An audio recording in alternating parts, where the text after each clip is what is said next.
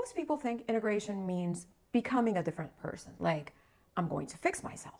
I'm going to heal. I'm going to transform into my best self. But that's not what integration is. Integration isn't transformation, it's inclusion.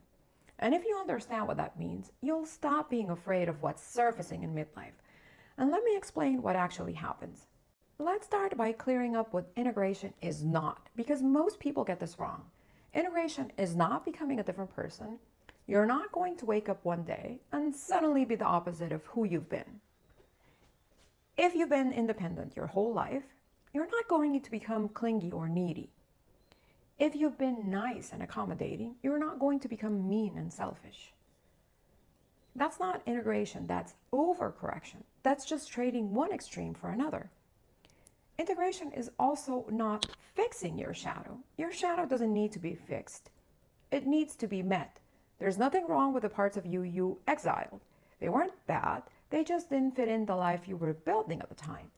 But trying to fix them, trying to make them disappear, trying to become someone without neediness or anger or selfishness, that's fighting the integration process.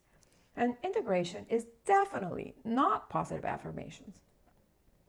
I am whole, I am enough, or I accept all parts of myself. Those statements don't integrate anything. They just make you feel good for a moment. Real integration is messier than that. It's sitting with discomfort.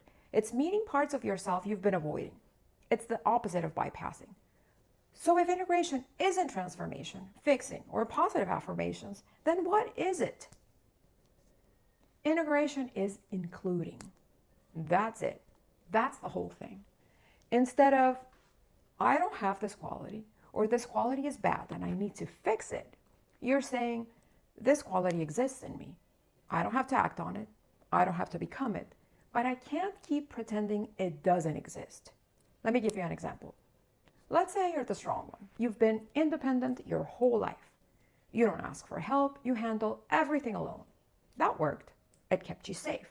It earned you respect. But it also meant you exiled neediness. And in midlife, that neediness is surfacing. You're having moments where you actually want to ask for help, where you're exhausted from being strong, where you want to be vulnerable with someone. What integration looks like, it's not, I'm going to become dependent and needy now. It's not, I'm going to become a person that needs people. It's part of me needs support. Part of me wants to ask people for help without shame. Part of me wants to be vulnerable with safe people.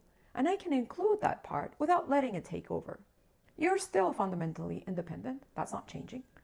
But you're not only independent anymore. You're independent and capable of asking for help. You're independent and allowing support. You're independent and also vulnerable. Both and, not either or. That's integration. The parts don't disappear. They get included. And when you include them, when you stop fighting them, stop denying them, stop trying to fix them, something shifts. You become less at war with yourself. You become more whole. So what actually changes when you integrate? Well, here's the thing. It's not dramatic. People think integration means you wake up one day completely transformed. But that's not how it works. Integration is subtle. It's like a quiet shift. So first change could be you stop being surprised by yourself. Before integration, you snap at someone and think, where did that come from? That's not like me. Or you have a moment of neediness and feel shame. I can't believe I felt that. Or you do something selfish and immediately criticize yourself. After integration, you notice the anger and you think, oh, part of me is angry. That's valid. No judgment, no surprise. You notice the neediness and you think, part of me needs support. That's human. No shame. You do something for yourself and you think, I'm taking care of my needs. No guilt. You're not surprised because you've made space for these parts. They're not hiding anymore. The second change is you judge other people less. And this one is huge because before integration, you judge needy people harshly. You can't stand their vulnerability. You judge selfish people. You judge lazy people. Your judgment is intense. Why? Because you're seeing in them what you've exiled in yourself. and you hate them for it because you hate it in you. But after integration, that harshness softens. You might still prefer independence and value hard work, but you're not judging people for being different. You can see someone being needy and think, that's their thing, and I can see why they need that. You can see someone being selfish and think, part of them is protecting themselves. And that makes sense. Your judgment doesn't disappear, but it becomes discernment instead of contempt. Number 3, you relate to yourself differently. Before integration, you're maybe trying to manage yourself. You're managing your anger so no one sees it. You're managing your neediness so no one rejects you. You're managing yourself constantly, and that's exhausting. But after integration, you stop managing and start including. You're not trying to hide your anger anymore. You're acknowledging it exists and deciding what to do with it. You're not trying to suppress your neediness. You're allowing it and asking for support in specific ways. You're not trying to be perfect. You're being human. And that's less exhausting, not because the parts go away, but because you're not using all of your energy to suppress them. And you'll also become softer, not weaker, but softer. There's a hardness that comes from constant suppression, from always protecting yourself, from never letting anyone see your vulnerability or your anger or neediness. And that hardness keeps you safe, but it also keeps you alone. When you integrate, you stop exiling parts of yourself. That hardness softens. People around you notice you're more accessible, more real, more human. You're still strong, but you're not aggressively strong anymore. You're still responsible, but you're not pathologically responsible anymore. You're still driven, but you're not manic driven anymore.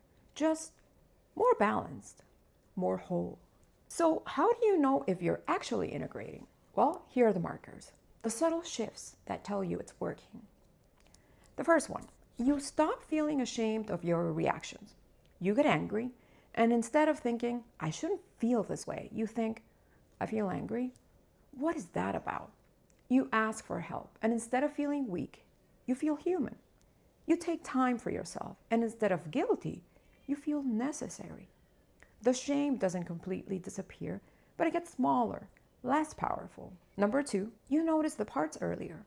Before you blow up at someone, yell, then feel terrible, the anger took over. During integration, you feel the anger rising. You notice it. You can choose what to do with it instead of being run by it. That's the difference between acting from the part and observing the part. When you can observe it, you have choice. Number 3, you become more decisive.